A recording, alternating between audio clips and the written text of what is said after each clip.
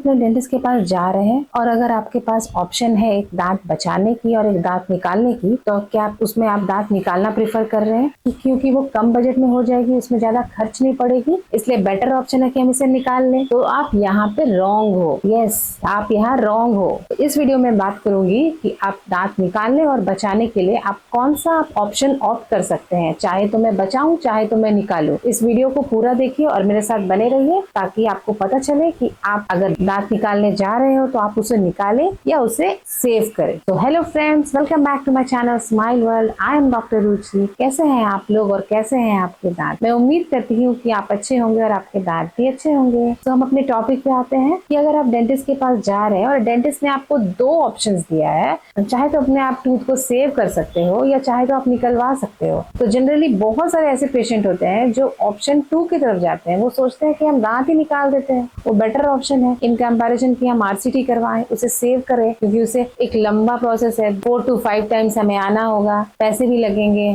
तो इससे अच्छा है कि हम एक ही बार में निकलवा दें। तो क्या ये सही है? नहीं, ये बिल्कुल सही नहीं है। एक दांत निकालने के लिए एक दांत निकालना कोई बड़ी बात नहीं होती है, ये तो हम निकाल ही सकते हैं, लेकिन उसे बचाना बड़ी बात है। क्योंकि अगर आप एक दांत निकाल रहे हो और उसके बदले में एक आर्टिफिशियल टूथ दे रहे हो, तो आर्टिफिशियल ही होता है। ओरिजिनल को they can never compete with the original. So always go to save a tooth rather than to extract it. आप अपने डेंटिस्ट के पास जा रहे हो, अगर आपकी टूथ की कंडीशन ऐसी है कि वो बच सकती है, तो डेंटिस्ट तभी आपको बोलेंगे कि आप इसे बचा लो, वरना नहीं तो वो एक्सट्रैक्ट हो जाएगा या तो उसे निकाल सकते हैं। तो आप समझ रहे हैं मैं क्या बताना चाह रही हूँ? अगर आप एक टूथ निकाल रहे हैं तो जिस एरिया से आप टूथ निकाल रहे हो, सबसे पहले तो आप अगर एक्सट्रैक्शन कर रहे हो या टूथ निकाल रहे हो, उसके बहुत सारे डिसएडवांटेजेस भी हैं। वो बहुत ही हार्मफुल है। किस सेंस में? आप देखिए, फर्स्ट है, अगर हम कोई भी ऊपर या नीचे कहीं का भी दांत अगर निकाल रहे हैं, तो ये साइड्स के टीथ जो क्या होंगे, वो आपस में सेंटर की तरफ आने की कोशिश करेंगे और वो जो गैप है, जो टीथ हम जो निकाले हैं, वो गैप उसको फिल करने की कोशिश करेंगे। तो फर्स्ट क्या होगा, आपकी मिस अलाइनमेंट हो जाएगी टीथ। आप प्रॉपरली आप सही नहीं रहेगी आपकी टीथ, आप मिस अलाइनमेंट हो जाएगी टीथ की, आप ब्रश नहीं कर पाओगे अच्छे से, पेरिडोंटल इश्यूज हो जाएगी, सूजन आएगी या तो दांत हिलेंगे, क्योंकि कि आपका नॉर्मल कर्वेचर जो टीथ का स्ट्रेट होता है वो डेविएट होके चाहे तो वो इस साइड हो जाएगी, चाहे तो वो सेंटर की तरफ हो जाएगी। तो वो नॉर्मल अपने लाइन से वो डेविएट हो गया, तो ये आपके टीथ के लिए नुकसान ही है। आप देख सकते हो फिर फोटो में भी। नेक्स्ट हम बात करते हैं, अगर आप नीचे की दांत निकाल रहे हो, ऊपर आपकी दांत है, तो आप क्या होगा, आप देखेंगे टाइम के साथ वो क्या होगा, वो जो ऊपर की जो टीथ है वो नीचे आएगी, मतलब अपने मसूड़े छोड़ देंगे और वो नीचे आ जाएगी। नॉर्मल जनरल अलाइनमेंट जो होता है प्लेन में होती है टीथ, उससे वो नीचे आ जाएंगे। तो ये भी एक बड़ा नुकसान है। उसके कारण क्या होगा, आपको पेरिडोंटल इश्यूज, वहाँ सूजन हो जाएगी, गम में स्वेलिंग होगा, बैड ब्रेथ होगा, फिर इन्फेक्शन होगा, फिर एक टीथ की जगह आपकी और एक टीथ खराब हो जाएगी। तो इससे बेटर क्या है कि हम दांत ना निकालें और उसे क्या करें, आरसीटी करवा के उसे सेव करें। तो आई होप कि आप समझ रहे होंगे। तो बेटर है कि हम अपने टूथ को ना निकालें और हम क्या करें, उसे सेव करें, क्योंकि इससे में बहुत सारे डिसएडवांटेजेस हो सकती है। हमारी बैड ब्रेथ होगी, स्मेल आएगा,